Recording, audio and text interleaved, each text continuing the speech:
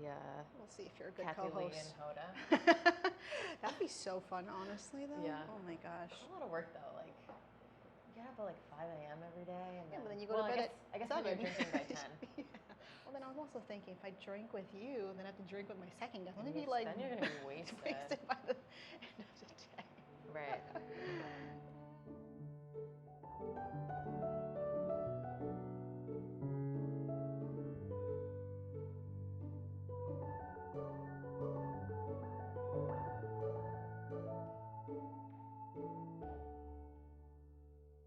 All right. Well, let's get into it because I'm actually really excited to like Talk about me. talk about you. No, seriously, I am, because you know what? Okay, so obviously I've known you. Well, not obviously; it's obvious between us. Right. But like I've known you since we were like 14. Right. We're in our 30s. Much older. And you know what? Like I feel like for as long as I remember you were always confident. You Yeah. know, and I think that's probably just part of your personality. Yeah. But I'm sure, like any normal human being, there's been like trials and tribulations and developing more of that, or where does that confidence come from, Yeah. So where do you think your confidence comes from? I think it's an interesting question. I think it comes from like my upbringing and my parents, like my mom and my dad, like they're both very confident people, and I think a lot of people confuse like confidence with being like a very like outspoken or extroverted person, which I don't think I am. I think I'm more You don't think so? I think I'm I knew you were gonna say this. I think I'm more of an introvert, and that's what I think like the difference is. Like I think you can be confident and still be introverted and still like your space and like your quiet time and stuff like that, but you still are confident and have, this like way about you or whatever. But Yeah, I agree, because I feel like you and Carly have that same type of confidence where you're comfortable with who you are, but you guys, it manifests in different ways. Right. So you're more I think in social. comparison to Carly or even to my other sister, Gina Marie, I think people are like, she's the extroverted one. So maybe in comparison, sure. Right. Because I can be kind of the ham of the group. No, you. Kind of the clown, the class clown. But I don't know. I think it is something that is like comes from my parents and like how I grew up, and I think my mom and my dad too were always very reassuring about like, be who you are, be yourself, be who you want to be. Don't let anyone get in the way of that or tell you that you have to be a certain way or look a certain way or whatever. And like even when we were younger, like when we were like 5 or 6 or something, I think my parents were like putting us into sports. And my mom let us choose, and she was like, well, what do you want to do? Like, I think it was between like cheerleading or basketball or whatever. And I really wanted to play basketball, but all of my friends and my sisters were going to do cheerleading. And I was like, well, I kind of want to do cheerleading because everyone else is doing it. But like, I knew that I really didn't want to do cheerleading. Right. My mom was like, you can do both.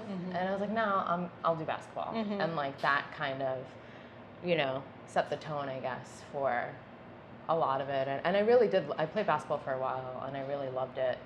And I feel like it shaped, that sort of thing, like shapes who you are as a kid and as a teenager. But I don't know, I think it's something that, in terms of like being confident, I think it's something that, came from my childhood. Yeah.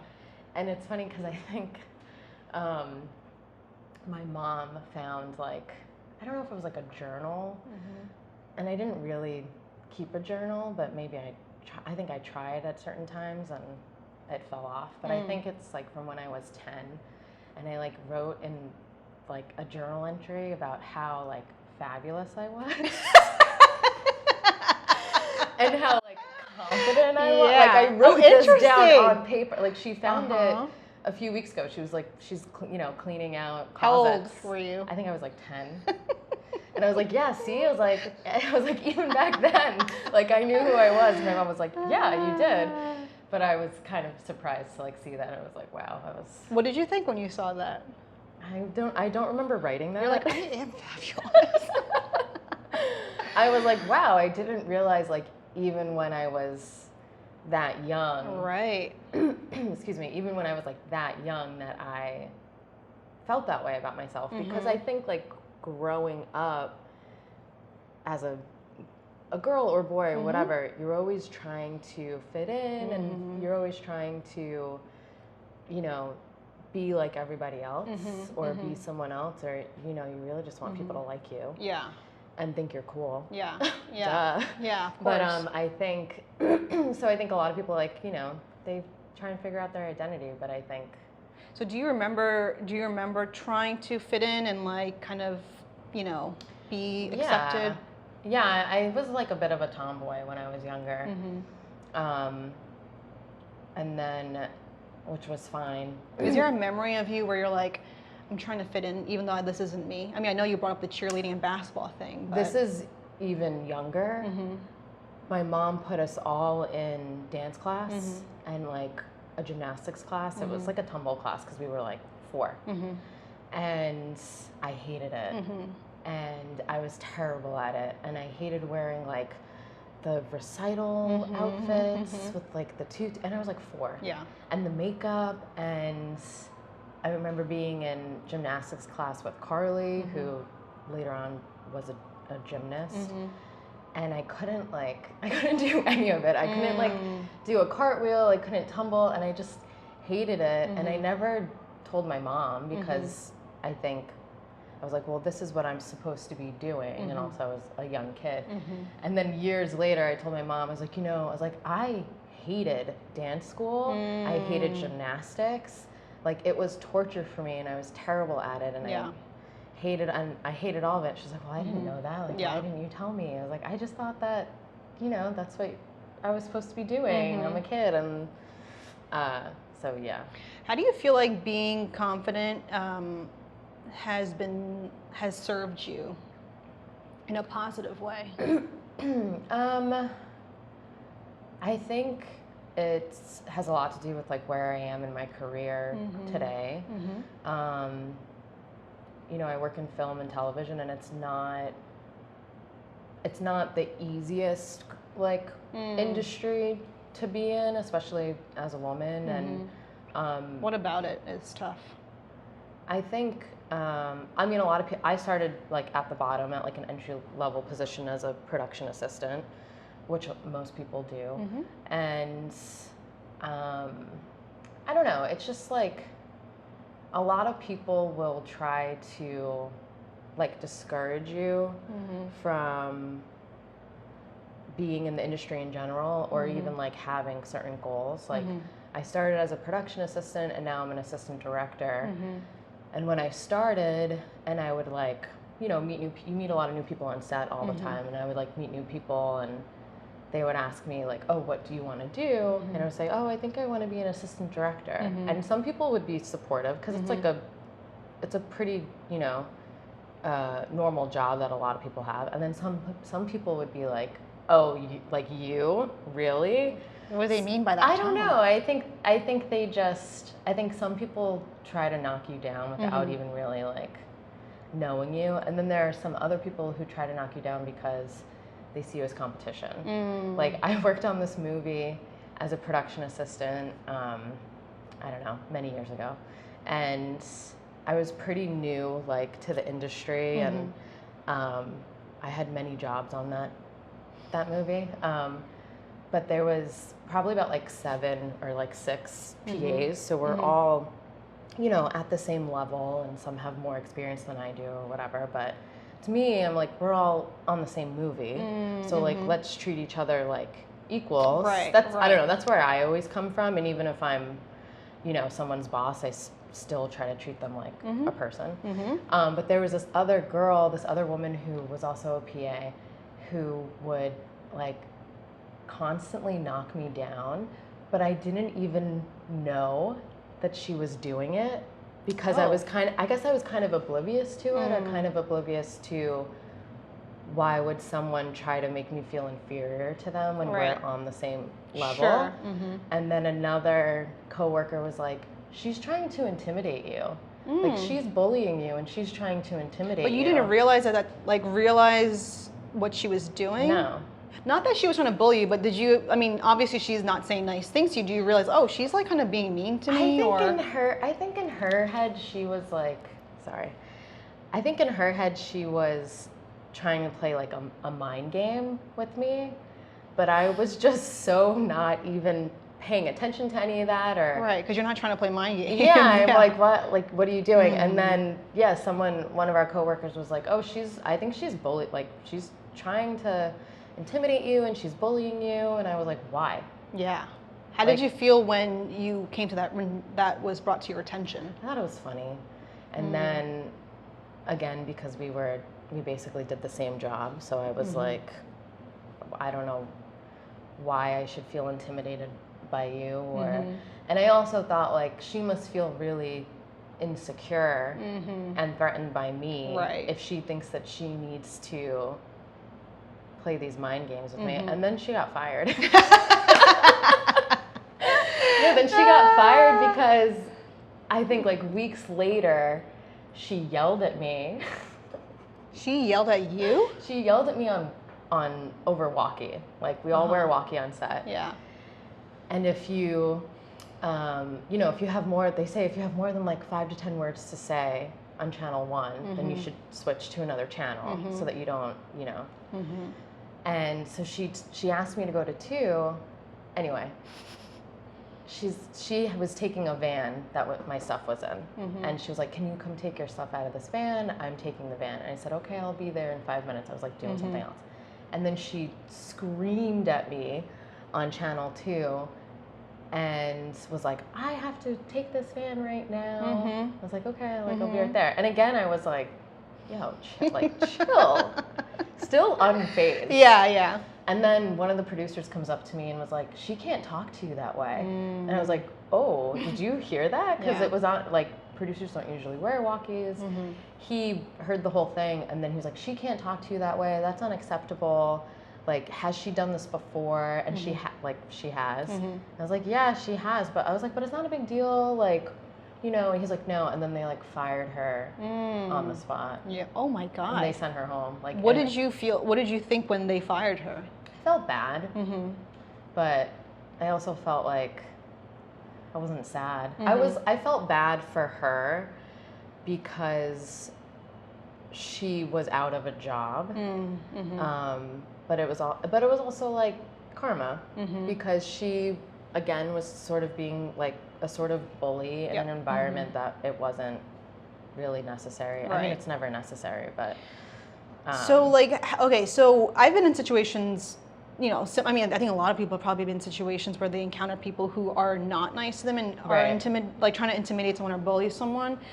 But for me, it's like, it's hard for me to stop thinking about it, and I just kind of, I can't compartmentalize it. It's hard to compartmentalize. Like in the day-to-day, like obviously that wasn't the first time. Right. Like, how did you manage your work days? Well, with her, in that situation, I wasn't really fazed by it because it didn't, I mean, it might sound like a little like robotic, but it didn't really affect me because of who she was, and so I wasn't really fazed by it. But there have been other situations where, like, I was working with a certain director or whatever, and we would have these interactions where you're like, oh, this like hurts my soul, the way that she's speaking to me and addressing me. And then you do go home and you carry that with you, and you think like, how can I address this? Like, I have to be respectful, but and in this situation, like, I was an assistant director, so I was working very closely with her and like basically standing next to her all day long. But she would like she'd be very nice, and we got along great, and we had a great relationship, and then she would just snap. And and I am not like that, and I don't I don't like when people are like that. And so like you kind of suck it up because you think like, well, she's the director, I have to take this from Yeah. her. And then it got to a point where we were on set one day and she did it again. And I was like, you can't speak to me this way. And she was like, excuse me? And I was like, I was almost like near tears too, because I was like, oh my God, I can't believe I'm saying this right now. But I was like, you can't address me this way. Yeah. Like, I'm here. And she would sometimes do it to the rest of the crew. She would get just like so like amped up that, you know, she would just speak poorly to the crew or whatever. Not like, you know, mean or anything, just kind of like get agitated and not know how to express herself. And so I like stuck up for myself, and I actually like stuck up for the rest of the crew too. I was like, you know, we're all here like for you, making your movie. And it was a very low budget movie. So it was like, we really were all there for the art. And because we liked her and loved the script and like believed in the script and the project. And I remember people like walked off set because we like got into this was in front of... This was on set. In set. Front of people. Oh my God. But because she was, she kind of like was going off again, and I was like, you can't keep doing this. Like, you can't speak to me this way. You can't talk to the rest of the crew this way. It's just unacceptable. Like, we're all here for you. And she actually took it really well. She was like, I've been waiting for you to stick up for yourself. What? Yeah, so it was like another bully situation. I know, she sounds like a little like a psychopath. I mean, she was great. Like, I love her and I would work with her again and again. But yes, it was like another sort of like, let me see, you know, there are a lot of people like that. Who are like, let me see how far I can push her or push them, and let me see how much I can get away with, which is really unhealthy, but it happens a lot in film and TV. Yeah. So, okay, that's, first of all, that is really insane. But like you said, that is just kind of like, if you're going to exist in this world, it's like a constant barrage of meeting people like that. And of course, obviously good people too. How do you, like, I guess, like, how do you maintain a sense of self? Because I also feel like part of the reason why it is important to be self-confident or like have confidence is because it's not only for your own health, but I feel like for the health of other people, because I feel like it's kind of like what you said earlier. When someone is behaving in that manner, it is usually because they have low self-esteem or they're insecure. So it's important that we as individuals have a level of self-assurance so that we don't then respond that way too.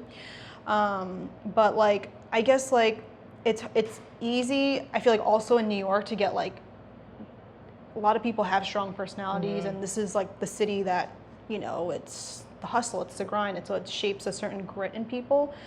But like, how do you maintain your sense of self? Because of course, I think like any normal person would probably feel like, is it me? Like, am I not measuring up? Or like... Yeah, I mean, it is hard. I think it's a very fine line, especially like if you're new in the industry. Maybe not so much now. I'm gonna sound old, but I'm not that old. But when I was coming up, it was very much like, shut up, be quiet, like do as you're told, don't cause a scene. And it was almost like you have no rights, which is not, you know, great. You're like, oh, okay, I'll just, you feel like you're in the military, which you're not, but I do think it's a fine line, and I think you work with certain people who follow that sort of like mantra where they're like, you're not a real person, you have whatever.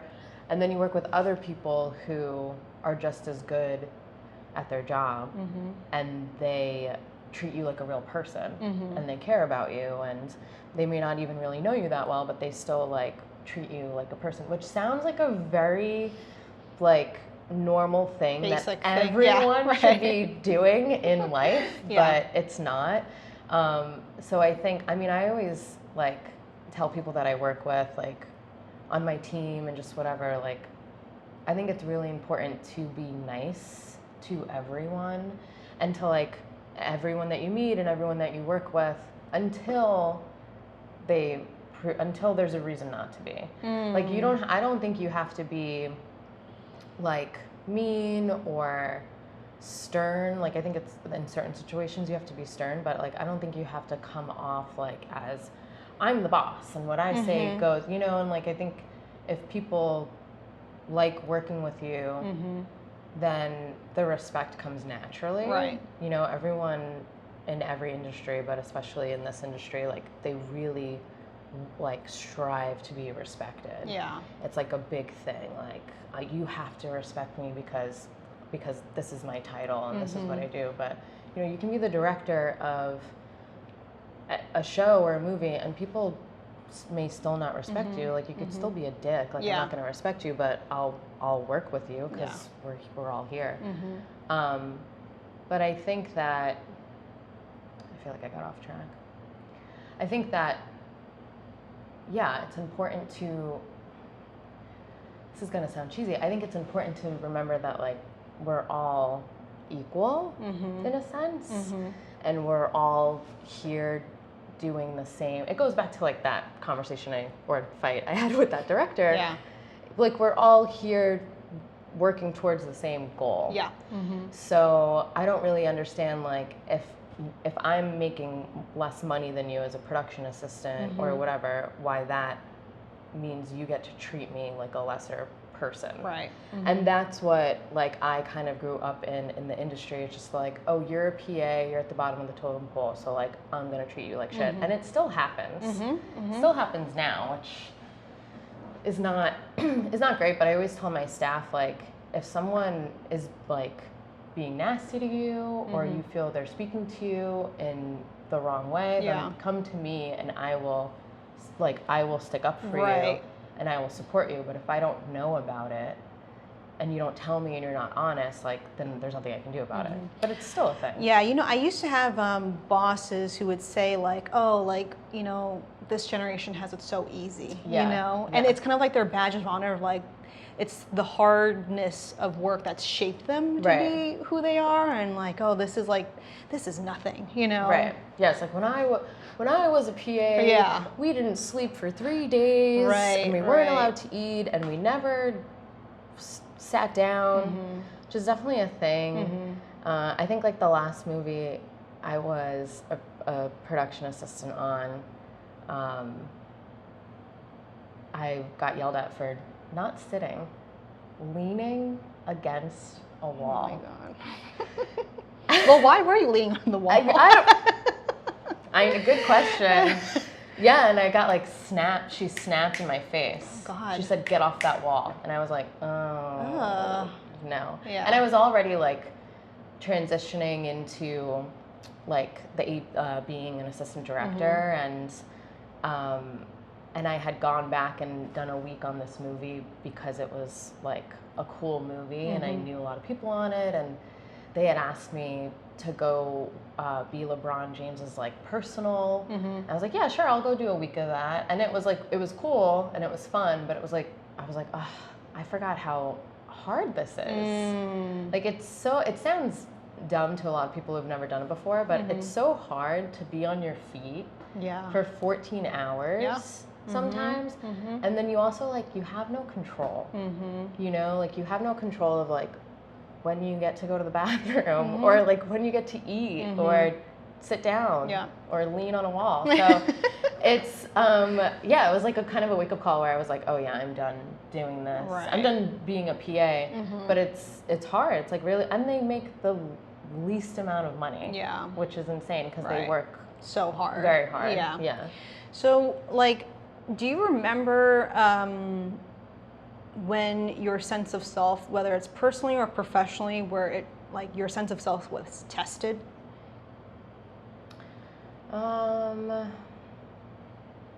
Like in what way? Like, I guess just like you're maybe had doubts about yourself or shaken to your core of like who you are. I mean, I think it's happened a few times. I think it happens to everybody, but I think it's happened a few times. I think I worked on this movie again as a production assistant, and I knew that I wanted to be an AD, and that's like what I was working towards, and like, you know, just, and it was like when I was a PA, and even now it was pretty busy, but I didn't work in TV right away. Like I worked up on like a lot of indie films, so they were like lower budget, and the crew's usually a little bit smaller, and so you're doing kind of like a lot of jobs. But I remember working on this movie where we had like 16-year-old actors. So with that, there's time restrictions because they're minors and you're not allowed to work them over like 10 hours or something. And one of the actors were like, we call it like pumpkin. One of the actors was about to pumpkin or like expire. Cinderella reference? Yeah. Okay. Yeah. And I like told the first AD as a PA, which I shouldn't have even been the one to like really break this news to him, but I was like, you know, this kid's gonna pumpkin in like 30 minutes, and we still had like a whole scene with him to do. And that like made him really angry, and he like tore his walkie off of himself and like threw it in our direction. And he was like, well, that's unacceptable, like we have to do this, this, and this. And then, you know, we had to like change him over. And I just remember like running from set to like the hair and makeup trailer to like change him over, and it was just like chaos. Yeah. And then like at the end of the day, I was like, what am I doing? Like, why am I doing this? Like, why is it acceptable for this, you know, person to get so angry at me for no reason, and to throw his walkie? I was like, is this really what I want to do? Right. And then I kind of had like a whole thing of, because when I was in high school, I really wanted to go to cosmetology school. So I was like, maybe I'll just go do that. Really? Yeah. Wait, what point of your career was this? I was like, maybe like 25. Okay, so a while ago. Yeah, it was a while ago.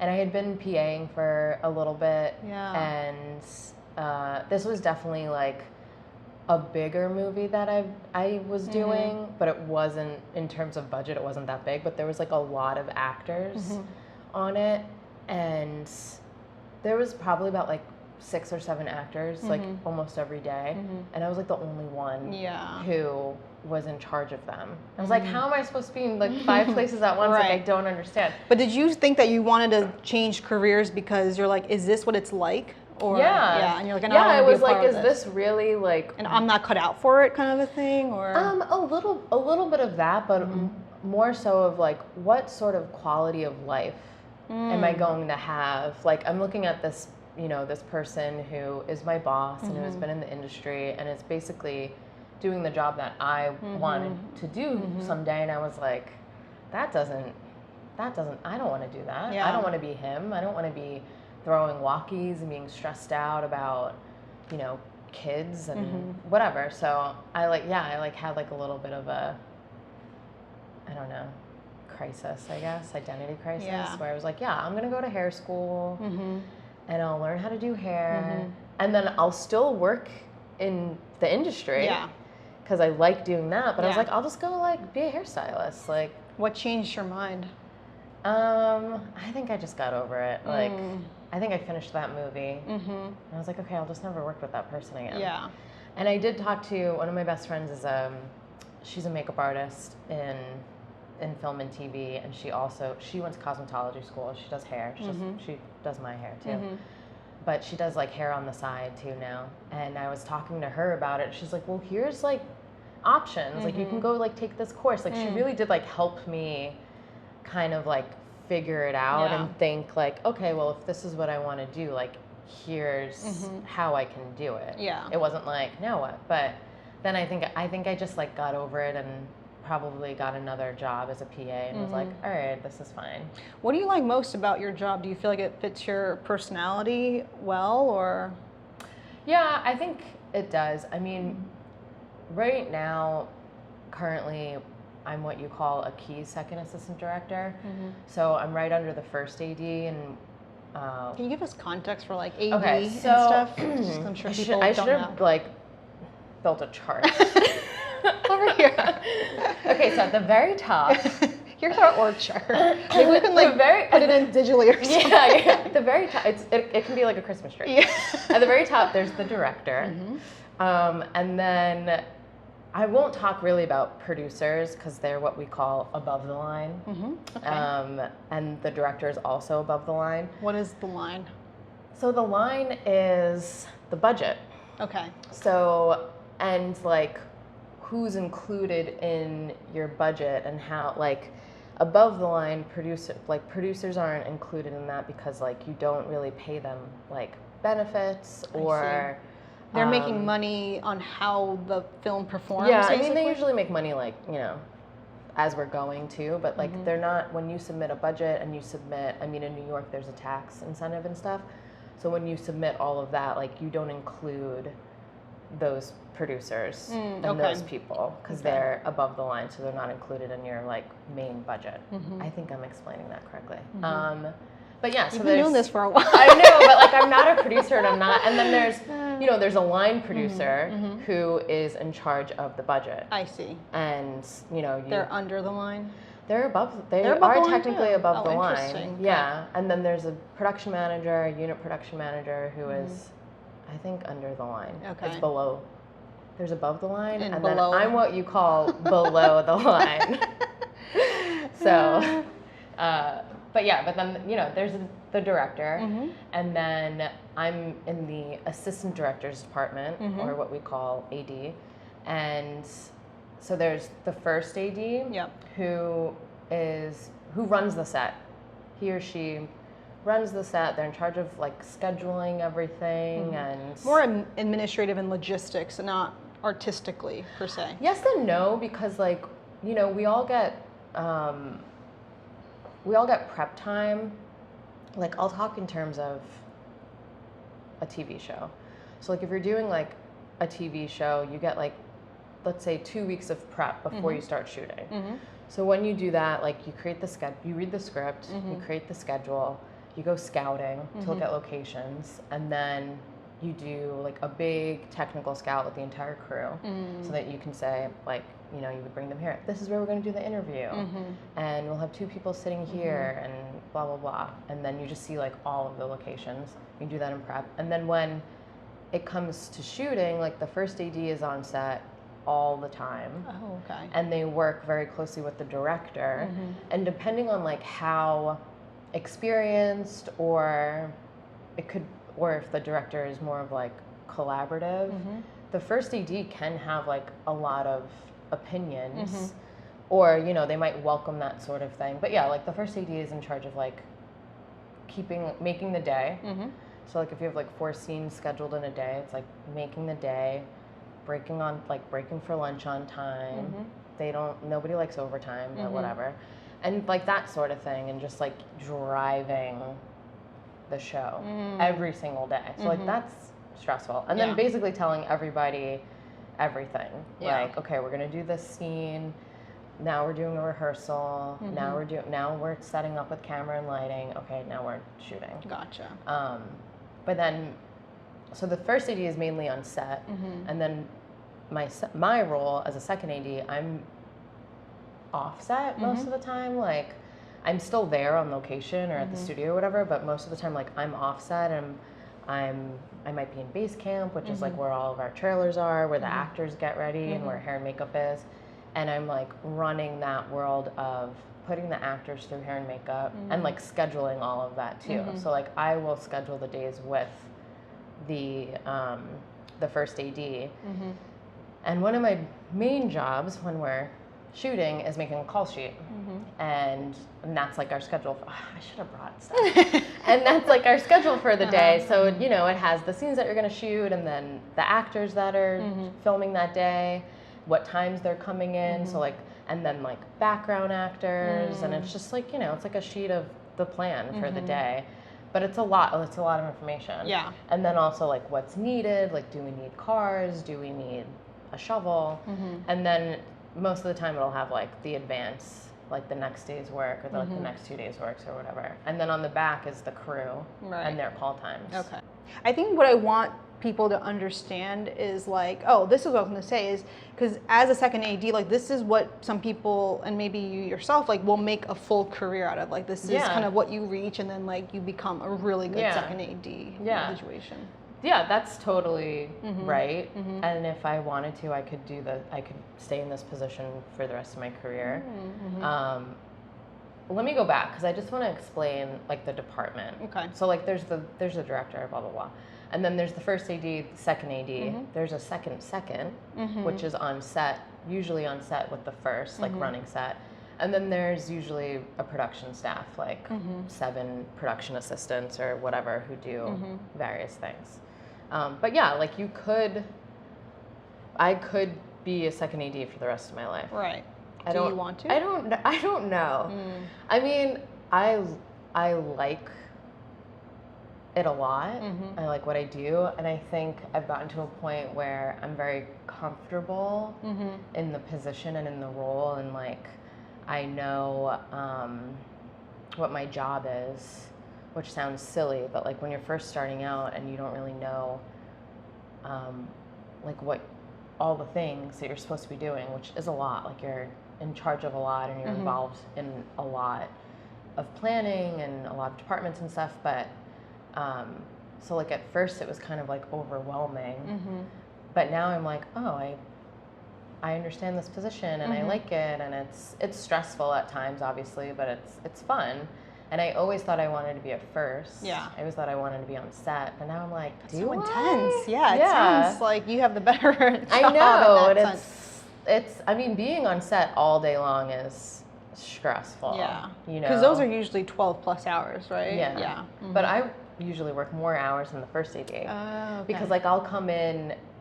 Most of the time, I'll come in earlier with the actors. Like the actors will like come in before crew call, so they can go through hair and makeup and costumes. And you know, the show that I work on a lot is like we'll have like 3-hour pre-calls for the actors. So like if crew's coming in at 7, I'm in at like 4 a.m. with the actors, putting them through. Yeah.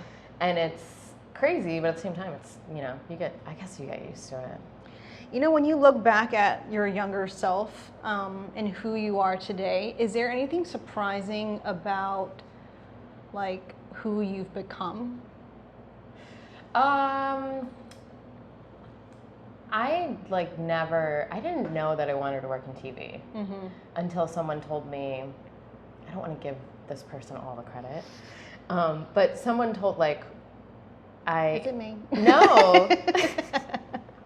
No, it's an ex-boyfriend. Oh, let's not talk about him. No, but like I interviewed for this job, for like this internship, and he was like, I think you'd be a good AD. And I was like, okay.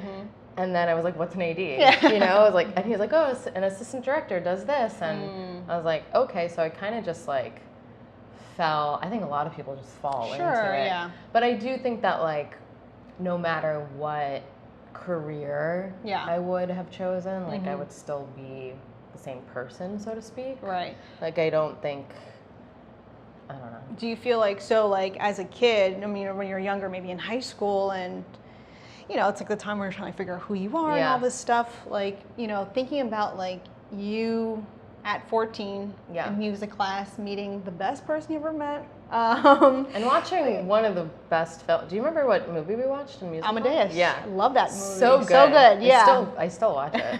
So good. And like remembering like being that person to like who you are now, you know, besides like your career and all these like material accomplishments that you did achieve, which is great too, but like as a person of like, this is, you know, who I am, or like, this is what I believe in, these are my values. Like, is there anything about who you are different from what, like, maybe not what you expected, or do you feel you just came more into yourself? Yeah, I think when you're like a kid and when you're in high school and stuff, you think like, oh, I'm gonna go to the Olympics, and, and I'm gonna go, like in high school, I didn't think that. Yeah. No, because but like when I was younger, and I was like playing basketball, I was like, I'm gonna play for the WNBA. I'm like 5'4". Like, hello. I was even smaller then, but you know, you have like these grand ideas of like what your life is gonna be. But then when I was in high school, I really didn't know what I wanted to do, and I didn't even want to go to college. Yeah. And my mom made me. She was like, "You're gonna go to college. You're gonna get a degree." What did you study again? Film. Film? Okay. All right. Yeah. Yeah, film. Binghamton. But she was like, you're going to go to college and then you can do whatever you want. Because I wanted to go to hair school. I want to go to cosmetology school. She was like, yeah, no, go to college. And then, so what drew you to film then? I mean, my mom in a way, but also like, I mean, I was always very like into movies and TV when I was younger.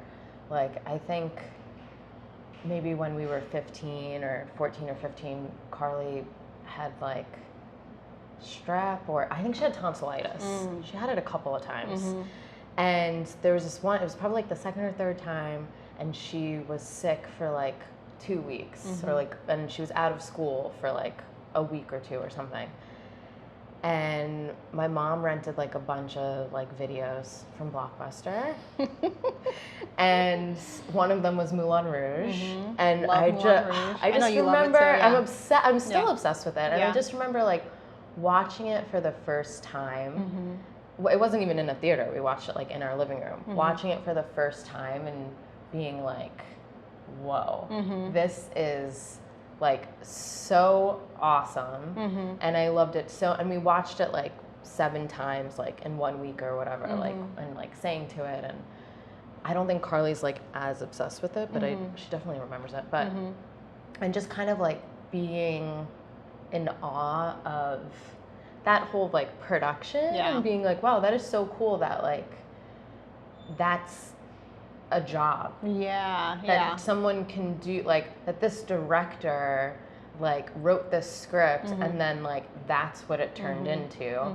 And I also remember like watching like the behind the scenes and the interviews. Like we probably like destroyed that VHS because we watched it so many times. Well, especially someone like is Baz Luhrmann, is how his name?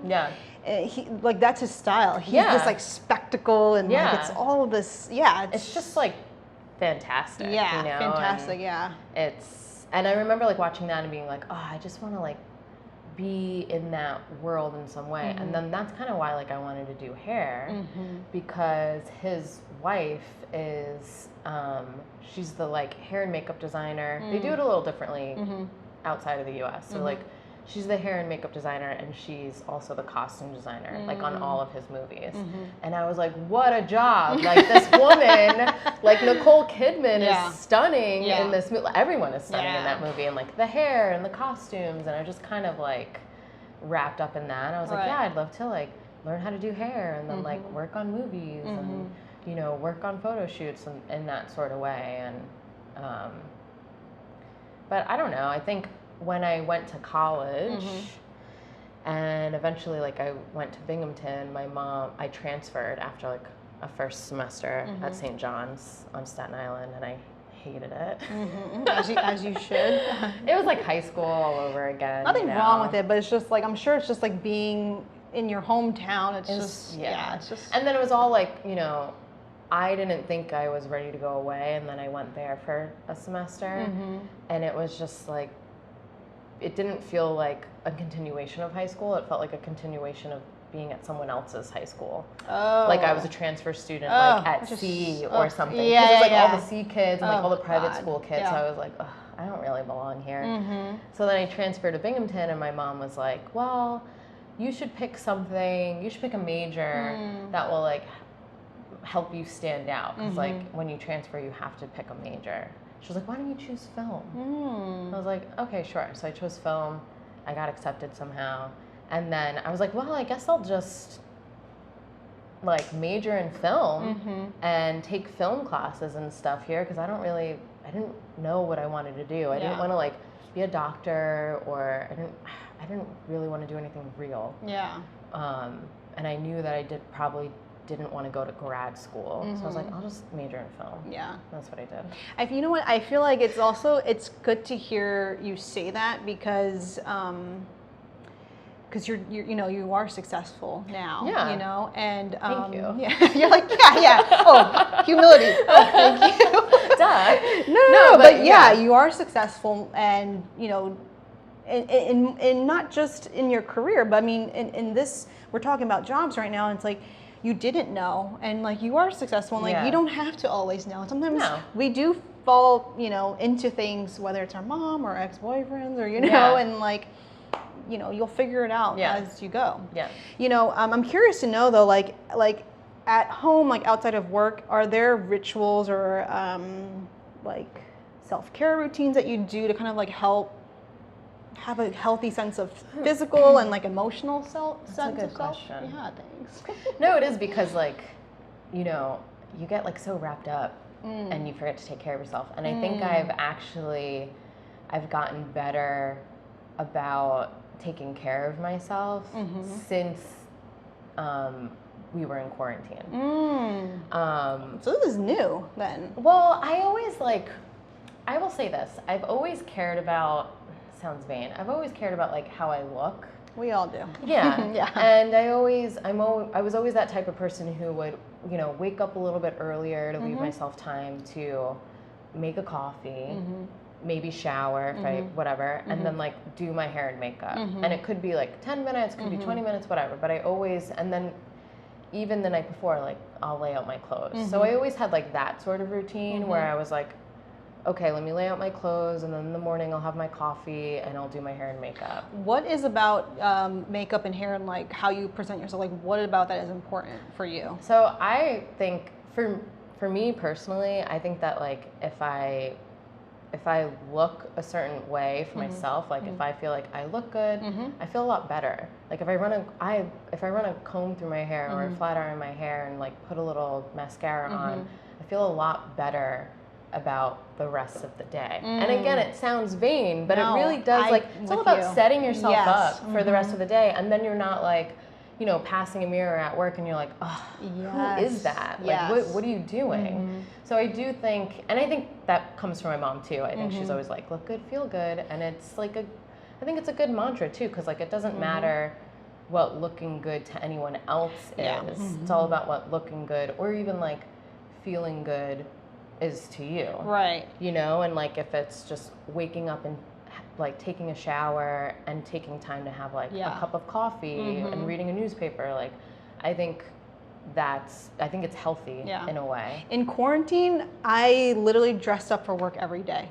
That's good though. Yeah, because I'm like working from home. I didn't have an office to go to, but it was my routine. I get up, I do my hair, do my makeup, get my clothes on, and it prepares you for the day. Yeah, you set yourself up, and it's also like, it's a mind trick too. Yeah. You know, you're like, okay, and then with the world of Zoom and quarantine, you're looking at yourself much more on Zoom and you're just like, than you normally would if you're in the office. You're like forced to look at yourself and you're like, okay. Like, I mean, and I didn't work during quarantine. Like the film industry shut down, so I was, you know, kind of just hanging out.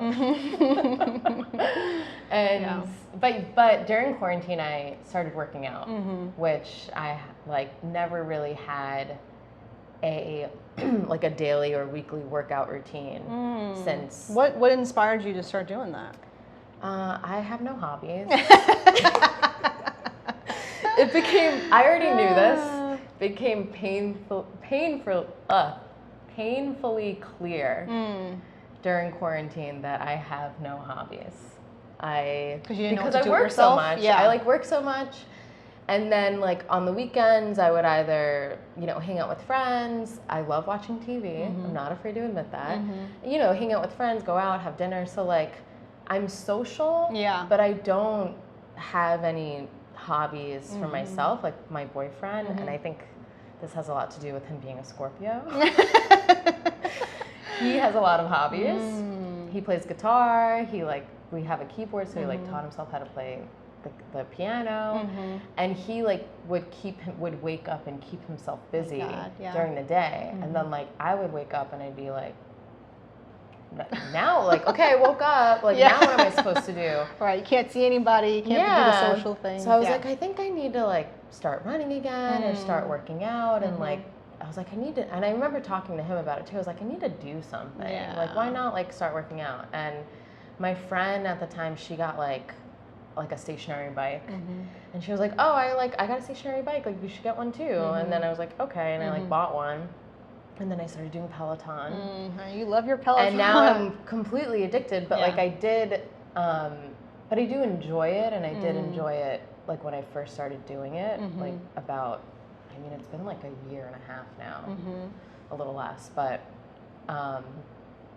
then when I went back to work, I was like, okay, I'm gonna force myself to work this into my routine because I liked it, and it made me feel good, and I know like a lot of like my friends or family were like, why are you working out so much, or like, what's this new like workout routine, and I was like, they're like, are you trying to lose weight, or I'm like, no, I was like, it's my hobby.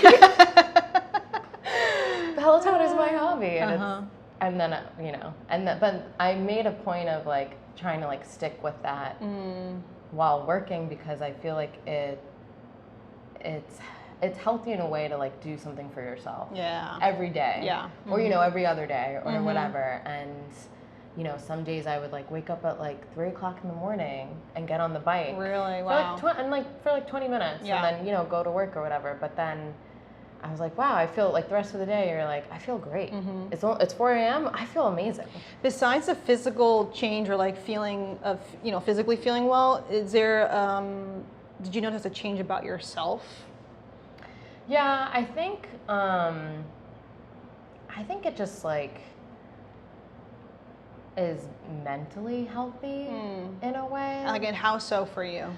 I think because of like my job and like how many hours I work every day, like when I am like working, I think a lot of the times like you wake up, you drag yourself out of bed, and you have a cup of coffee, and then like you go to work, and it's just like wake up, work, come home, sleep, maybe have a glass of wine, go to sleep, and then you're doing the same thing every day, and you're not really doing anything for yourself, which is very like mentally tasking, and it's hard. It's hard on yourself, and it's hard to kind of stay in like a positive mindset and be happy every day, I guess. I mean, even though you're just like the monotony of it. It's just like, and you're working so many hours, you're just tired. You just get like really tired, and even though like I love my job and stuff, but and then there are some days, which I think everyone probably have these days, like you wake up and you're exhausted, and then you can't shake that exhaustion, and you go to work and you're like, I just feel so tired today, and you just have like a really bad day because you feel like really sluggish. But I feel like with working out in the morning, it doesn't really happen anymore, and it just kind of like I mean, there is a thing to say about like, a runner's high or an exercise high, where you just feel so much better. You have this energy after, and it's obviously not for everyone, and I think it's, I don't have any kids or anything, so like, and I don't have any pets, so it's really just like my routine is my routine, and nothing's really like getting in the way of that. But I think it's like, it's really helped me to kind of like stay in a routine that is healthy for me, instead of just like being all about work and being all just doing that, and it burns you out. It really does. I mean, I think it's important what you said, which is like you intentionally built this into your routine, because I think what you're saying about your lifestyle, whether you do have kids or or other responsibilities, it's like you almost become asleep and to the the routine of your life. You're like on autopilot. Exactly. And so I think that breaking it up and being intentional about, because it's not going to take that long. Like, how long are you working out for? Like 30 minutes, an hour? Like, I mean, on days where I don't have that much time, like even doing 10 minutes, even like getting up and like getting on the bike or doing something for 10 minutes, it makes such a difference. And like, I think some people are like, oh wow, like what can you accomplish in 10 minutes? And it's like, that's not the point. You know what, I agree with you, because I went through so many different like workout fads, diet fads, and a lot of it's like the high intensity training, circuit training, and I mean, that's all great too, but I do feel like a lot of it more is now like consistency versus intensity. And so I do Chloe Ting, do you know Chloe Ting? Love her workouts. Usually like 10 minutes. Her longest, it's like 25. When I do a 10-minute workout on a regular basis, even just doing a 10-minute workout, my heart's racing, I'm sweating, and I just feel better. But I'm not like there's less, I'm not like dreading it. I'm like, I can do it. It's you look 10 forward minutes. to it. Yeah. And then you feel so good. Yeah. And my brother-in-law said the same thing. He's like, what happens in 10 minutes? I'm like, you'd be surprised. Yeah. And if you do it every day, it like compounds. Yeah. And this is always coming from people who are like, don't work out or don't have a routine. And I'm like, whatever. But you're right. It's like just doing, or even like going for a walk. Yeah. Like there really is, you know, during quarantine, like we would do that too. We would go for like these long, like, you know, hour walks. That's how you know that we're old. Because you know, when I was younger, I'm Weird. like, what are these moms doing? Because like, old moms know, always like, always go for a walk. I'm like, why? Go for a run or do something more. And now I'm like, I love walks too. Well, when you can't go drinking, you walk. Yeah. Yeah, That like, alternative. You know, everything was closed. So. Yeah. We'd go to we're like, let's go to the park. Yeah. Like, Just, do you want to go to the park? It's like, ugh, but. So just to wrap things up, like, what would you tell your younger self? Also a terrible segue, but it's okay. No, that's okay. What would I tell my younger self? I would tell my younger self to, which I think that I have, to stay true to yourself and like don't, even if you don't have a certain path or whatever, like that's okay. Yeah. But I think that like staying true to yourself and staying confident and, you know, all that is kind of like the most important thing. And I guess like this is what I thought about yesterday. Don't listen to the noise.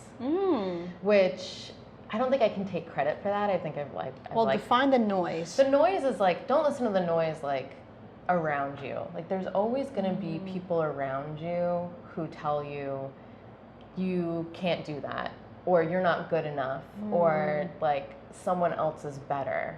And I think it happens like everywhere with everyone. Like there are a lot of jealous people, there are a lot of people who will put you down. And like you might tell someone like, oh, I have an interview for this big movie, you know, with this big director, and I'm really excited about it. And that person will probably be like, oh, you're not going to get that. Oh, good, yeah. Yeah, like you're not qualified. Right. And, you know, my mom is very, like, she's a pretty private person, and she's the type of person where she's like, don't tell people things before it's real, because they're going to wish harm. They're going to be jealous, and like that's like the noise. It's like, just don't listen to the noise, because like some people are jealous, some people are just jealous for no reason, really, too. Like it's just so crazy to me too, how much people care about other people not doing well. Yeah. Which again is bad karma. Yeah. But yeah, I would say, and just kind of like trust yourself, because like even if I like wasn't where I am today and I was doing something completely different, like that's okay. Yeah. And if tomorrow I decide I don't want to work in film anymore and I want to go be a doctor, which there's no way, but like that's okay too. Yeah. So I don't know. I just think like kind of staying true to yourself and like blocking out the noise is important. And not really like not caring about like what other people have to say about you or any of that stuff. Doesn't matter. Yeah. Yeah. So, well, before we do wrap up, I do want to say, because, you know, obviously we started the conversation about confidence, and like you did not misrepresent yourself, but because I know you, like things are just, I think it's important to say that like you are very confident and self-assured, but it's not arrogance. That's like really you are a very kind and like sensitive person. Like I Yeah. do feel like you have very high emotional intelligence. Like there's That is such a big compliment. Oh, really? Yeah, because I think that I don't even think that people really understand what that means sometimes. That is, thank you. That is a really Yeah, no, I just wanted to emphasize that, because like I obviously know you, so it's like I don't feel a need to have to like it's easy to have some of these conversations, but like for anyone, you know, most people who are watching don't know you, and I think it could come off like, oh, well, I'm just like, I'm arrogant. It could come off like, oh, I just know this is how great I am. But it's like, that's not how you are present yourself. Yeah. It's just kind of like, and it comes across in the things that you're saying, which is like, just, you know, treating people with, you know, respect and as other humans. And I think even how you ended things, but like, what would you tell your younger self? It's just kind of like knowing who you are and like just staying true to that. And you don't have to be more or less. And so I just wanted to put that out there that like, you're confident, but you're not like by any means like arrogant or anything like that. That's so, nice. Yeah. Just in case anyone got the wrong idea. Because I mean, I agree with you, but also like, people don't know me. Exactly. So it might come off a different way, but I like, can vouch for it because I've known her for more than 15 years. So. Confident, not cocky, I think is, Yes, and that's definitely you. Yeah. And but I also think that's part of why like I feel like anyone you meet, like everyone likes you, and it's just because like you're just you, and you're just like not trying to be more than or less or whatever, Yeah. So just wanted to. That's a good point too, though. Like also like staying true to yourself. Like, yeah. Thank you. That's really welcome. nice. Well, thank you for being on the show. Thanks. That's a wrap. This was fun.